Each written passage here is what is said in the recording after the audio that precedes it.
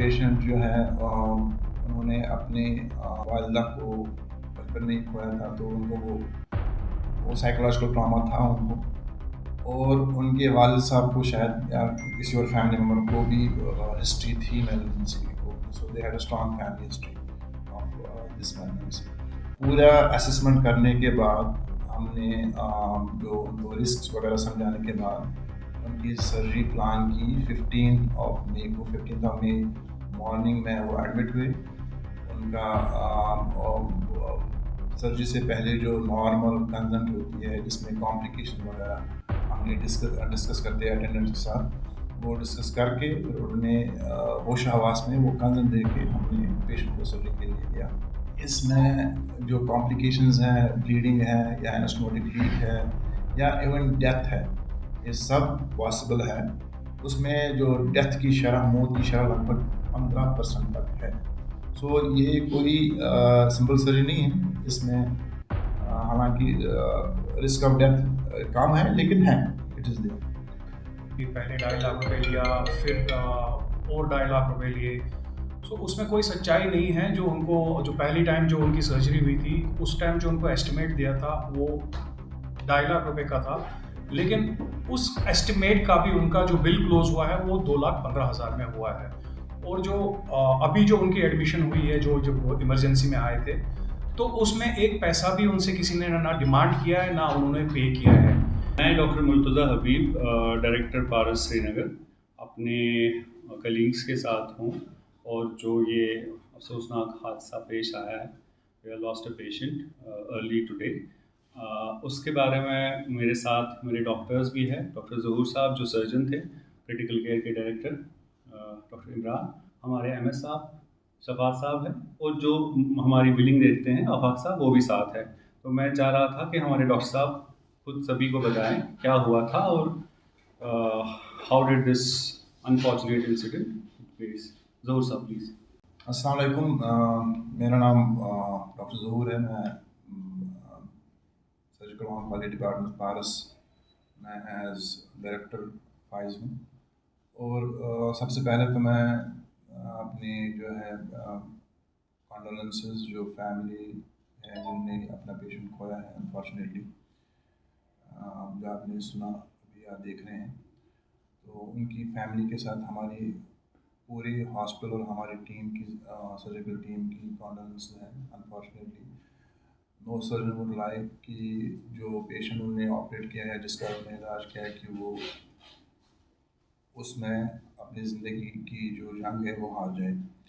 लेकिन जो अभी मीडिया में चल रहा है, जो स्टेटमेंट्स आ रही हैं, जो वायरल हो रही है, चाहे वो फैमिली की तरफ से हो या और किसी सोर्सेज से हो, तो हमने ये ज़रूर समझा कि लोगों के सामने, अथॉरिटीज़ के सामने उनकी क्लियरिफिकेशन हो। इसमें हमको लगा कि बहुत सारा कन्फ्यूजन क्रिएट हुआ है, कुछ गलत बातें भी सर्कुलेट हो रही है। तो सबसे पहले मैं जो है पेशेंट के बारे में और जो उनके सर्जरी हुई है या जो उनको तकलीफ़ थी उसके बारे में ब्रीफ करता हूँ। तो ये जो पेशेंट है वसीम साहब, ये 15 मई से पहले, इनफैक्ट मई के स्टार्टिंग हफ्तों में हमारे पास आए विद द डायग्नोस ऑफ सीएको। उनका जो है बड़ी अंतड़ी का जो है ट्यूमर डायग्नोज हुआ था। बाहर ही सारा इन्हें इन्वेस्टिगेट कराया था, from reputed labs and from reputed doctors. तो उन्होंने, जो उनकी फैमिली उनके साथ थी, उन्होंने ख्वाहिश जाहिर की कि वो सर्जरी यहीं पे पारस में हमारी टीम से कराना चाहते हैं। तो पूरा असेसमेंट करने के बाद हमने जो उनको रिस्क वगैरह समझाने के बाद उनकी सर्जरी प्लान की 15 ऑफ मई मॉर्निंग में वो एडमिट हुए। उनका सर्जरी से पहले जो नॉर्मल कंसल्ट होती है जिसमें कॉम्प्लिकेशन वगैरह हमने डिस्कस करते हैं अटेंडेंट्स के साथ, वो डिस्कस करके फिर उन्हें होश हवास में वो कंसल्ट दे के हमने पेशेंट को सर्जरी के लिए लिया। पेशेंट का भी थोड़ा पर्सनल बैकग्राउंड दूँ कि पेशेंट जो है उन्होंने अपने वालिदा को बचपन में ही खोया था, तो उनको वो साइकोलॉजिकल ट्रॉमा था उनको, और उनके वालिद साहब को शायद या किसी और फैमिली मेम्बर को भी हिस्ट्री थी मेलिग्नेंसी की, so they had a strong family history of this malignancy. और उनको पर्सनली हिस्ट्री थी ओसीडी की, जो उन्होंने जिसको उन्होंने रिवील किया सर्जरी के बाद, 2 दिन के बाद। सर्जरी से पहले उन्होंने नहीं कहा कि उनको ओसीडी एक साइकेट्रिक प्रॉब्लम होती है, तो उसके लिए वो दवाई खाते, वो जो उन्होंने खुद बीच में बंद की थी। तो ये उनका ब्रीफ मेडिकल बैकग्राउंड है। उसके बाद उनकी सर्जरी हुई। सर्जरी अल्हम्दुलिल्लाह अनइवेंटफुली हुई, उसमें कोई एक्सेसिव ब्लड लॉस नहीं हुआ, पेशेंट को कोई ब्लड ट्रांसफर की ज़रूरत नहीं पड़ी। इस सर्जरी में जो ये लेफ्ट कोलॉनिक सर्जरी है, इसमें जो कॉम्प्लिकेशंस हैं, ब्लीडिंग है या एनास्टोमोटिक लीक है या इवन डेथ है, ये सब पॉसिबल है। इस सर्जरी में पोस्ट ऑपरेटिव डेथ की शरह जो वर्ल्ड लिटरेचर में है वो 2 से 5% तक है, यानी कम से कम 2, मैक्सिमम अप टू 5%। और इन सर्टन सिचुएशन, जैसे अगर एमरजेंसी में सर्जरी हुई हो, पेशेंट को ऑब्स्ट्रक्शन वगैरह हो, जो इनको नहीं थी, उसमें जो डेथ की शरह, मौत की शरह लगभग 15% तक है। सो ये कोई सिंपल सर्जरी नहीं है। इसमें हालांकि रिस्क ऑफ डेथ कम है, लेकिन है, इट इज़ देयर। तो सर्जरी के बाद अल्हम्दुलिल्लाह इनको आईसीयू में शिफ्ट किया गया। इनको एक्सपर्ट होश में वापस थिएटर में ही लाया गया, आईसीयू में शिफ्ट किया गया। पेशेंट रात को हम आईसीयू में रखते, जैसे मेजर सर्जरी के बाद, मॉनिटरिंग के लिए, क्योंकि वहाँ पे हमारे जो स्टाफ है वो मिनट टू मिनट मॉनिटरिंग करते हैं। वो पेशेंट के साथ वहीं पे 24/7 खड़े होते हैं, उनको देखते हैं कि उनके जो रिकवरी है वो अच्छी तरह से हो रही कि नहीं। तो मॉर्निंग में हमने उनको शिफ्ट किया, जब हमने देखा कि उनका नाइट स्टे आईसीयू में अच्छा था, उनको वार्ड में शिफ्ट किया। वार्ड में हमने उनको जो स्टैंडर्ड प्रोटोकॉल होते हैं, स्टैंडर्ड गाइडलाइन होते हैं ऐसे पेशेंट्स को मैनेज करने के लिए, in the form of medicines, antibiotics, pain killers, या डाइट या इन्वेस्टिगेशन, वो सब फॉलो किए। इनके जो स्टे था हॉस्टल में वो 6 दिन था। ये 16 का एडमिट हुए, 21 तारीख को ये डिस्चार्ज हुए। इन 6 दिनों में हमने इनका सीबीसी बहुत बार करा। सीबीसी से हमारे को इन्फेक्शन के बारे में पता चलता है। सीटी स्कैन 2 बार करा है। एक सीटी स्कैन हमने इनका सर्जरी के पहले दिन, सर्जरी के इमिडिएटली बाद, जो पहला दिन था पोस्ट डे 1 जिसको कहते हैं, उस दिन कराया। और दूसरा सीटी स्कैन इनका डिस्चार्ज है उस दिन कराया। जब हम पूरे मुतमईन हो गए कि ये इनके सब टेस्ट ठीक है, सीटी स्कैन ठीक है, तब हमने इनको डिस्चार्ज किया। डिस्चार्ज के वक्त इनको मिनिमम पेन किलर्स पैरास्टामोल की फॉर्म में चल रहे थे। हमने जो पेन इनको पहले 2-3 पेन किलर चल रहे थे, वो हमने धीरे धीरे बंद किए 6 दिनों में, क्योंकि पेन का इनको रिलीफ हो गया। और कुछ एंटीबायोटिक्स दिए पे डिस्चार्ज किया। और ये नॉर्मल डाइट जो एक कोलेक्टमी पेशेंट, एक कोलॉनिक सर्जरी पेशेंट को देते हैं, जिसमें हम सब्जियां और मेवे बंद करते हैं, बाकी प्रोटीन्स, फैट्स, कार्बोहाइड्रेट वो देते, तो उन पे इसको डिस्चार्ज किया। और ये पिछले 2-3 दिनों से नॉर्मली स्टूल फॉर्म कर रहे थे, स्टूल पास करते थे। एहतियात के तौर पे हमने इनको ड्रेन समेत डिस्चार्ज किया, ताकि अगर खुदा ना खास्ता घर में कोई इवेंचुअलिटी हो तो वो ड्रेन के जरिए हमको सीधे पता चले कि कुछ अंदर प्रॉब्लम है। तो पेशेंट 21 तारीख को डिस्चार्ज होता है। 22 तारीख मॉर्निंग को हम यहीं से, हमारी टीम जो है वो इनको फ़ोन करती है कि पेशेंट ठीक है, आपका कोई प्रॉब्लम तो नहीं है। हमको फीडबैक मिलता है कि पेशेंट बिल्कुल ठीक है, वो खाना वाना खाते हैं, एम्बुलेट भी अच्छी तरह से, चलते फिरते भी अच्छी तरह से है, और उन्हें बड़ा पेशाब बाउल्स भी मूव किए हैं। अनफॉर्चुनेटली इसी 22 और 23 मई की दरमियानी रात को मेरे को एमरजेंसी से फ़ोन आता है कि इस तरह पेशेंट है आपका, जिसको आपने ऑपरेट किया था, ये इस वक्त एमरजेंसी में आए हैं, इनको शदीद पेट के दर्द का कंप्लेंट्स हैं, और पेशेंट को जो है वो बीपी लो है। तो उनको उस वक्त जो इलाज चाहिए था, फ्लूइड्स वगैरह, वो दे के उनका बीपी को रेस्टोर किया गया। मैंने उनको कहा कि इमीडिएटली आप पेशेंट को सीटी स्कैन के लिए ले जाओ। इस वक्त लगभग रात के 2 बजे थे, तो मैं 2:30 बजे तक हॉस्पिटल पहुंच गया। तब तक उनका सीटी हो चुका था। जब मैंने सीटी देखा, हमने देखा कि जो उनका जोड़ वगैरह था वो बिल्कुल ठीक था। ये इनके सर्जरी के 8वां दिन था, सर्जरी के बाद 8वां दिन। हमने देखा कि वहाँ पे पेट में इनके ब्लड कलेक्ट हुआ है। जो हमने डिस्चार्ज के वक्त, यानी इस सीटी स्कैन से 36 घंटे पहले जो सीटी किया था, उसमें वैसे कोई फीचर्स नहीं है। यानी कि डिस्चार्ज और इस सीटी के दरमियान जो इनका वक्फा था घर में, कुछ वहाँ पे हुआ है, I don't know, may be because of drug और समथिंग, कि इसकी वजह से ब्लीडिंग हुई, या ये भी पॉसिबल है कि सर्जिकल ब्लीडिंग हो।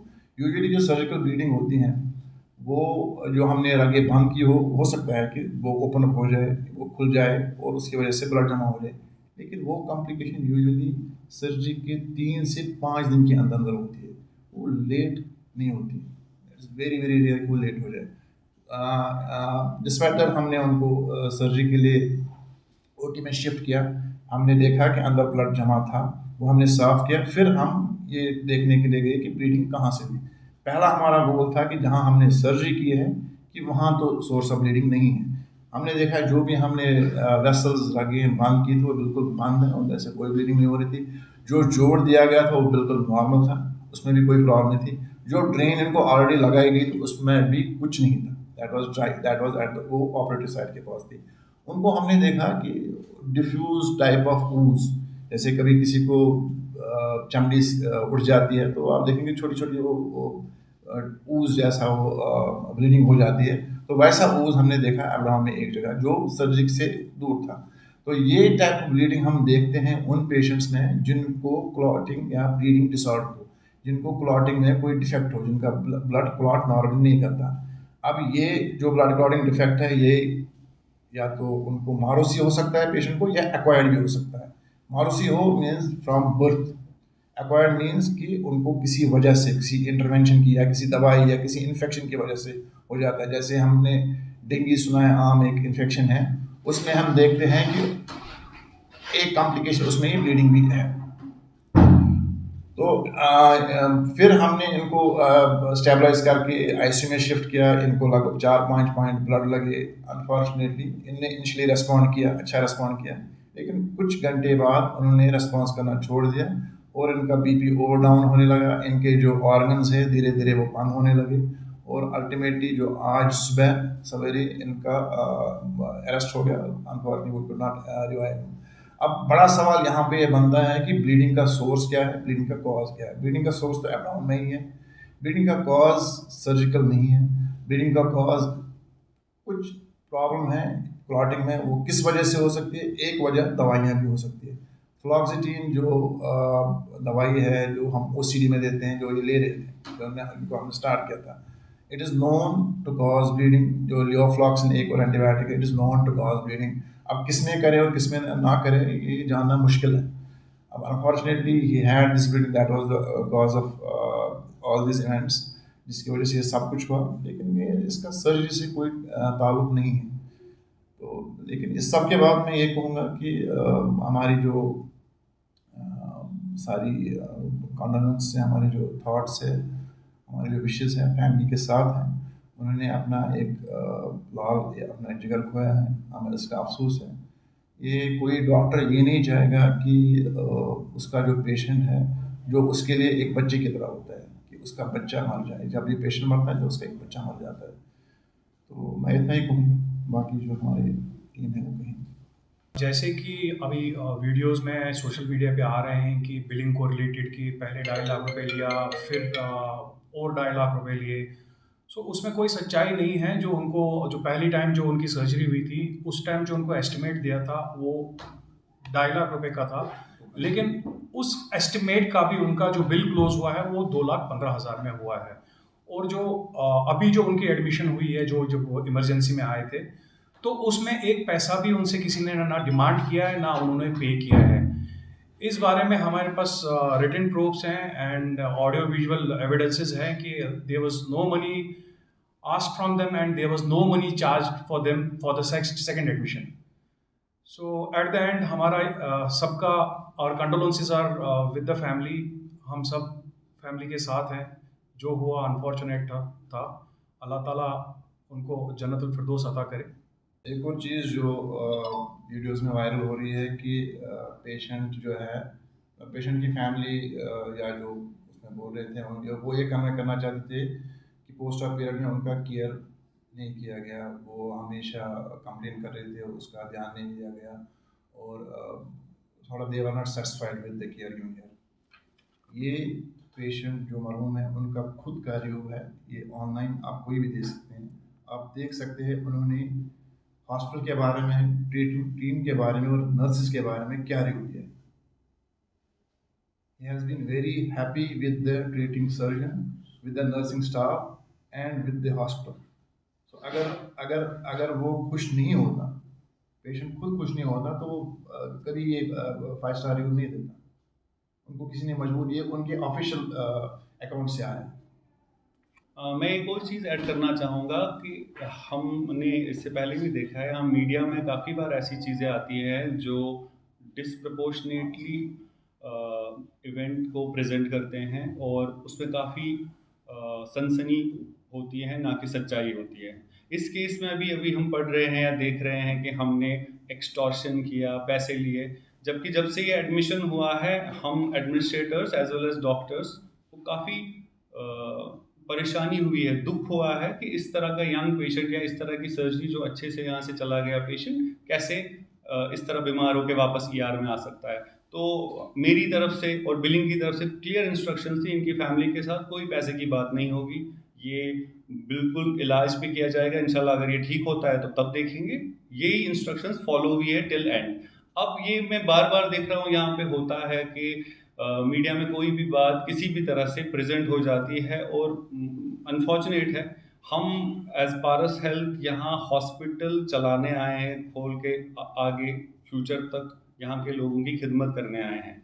ऐसा नहीं है कि हमें एक पेशेंट ट्रीट करना है और उसको भी हम इल ट्रीट करके किसी भी नतीजे तक छोड़ देते हैं। हम चाह रहे हैं कि ये लास्टिंग हो, ये अंडरस्टैंडिंग हो लोगों के बीच में कि वो वेरीफाई करें इस तरह की न्यूज़। ये अभी बिल्कुल शायद वायरल हो रही है न्यूज़ कि पारस ने कुछ बहुत गलत किया है पेशेंट के साथ। I request all our viewers to kind of cross verify these kind of news.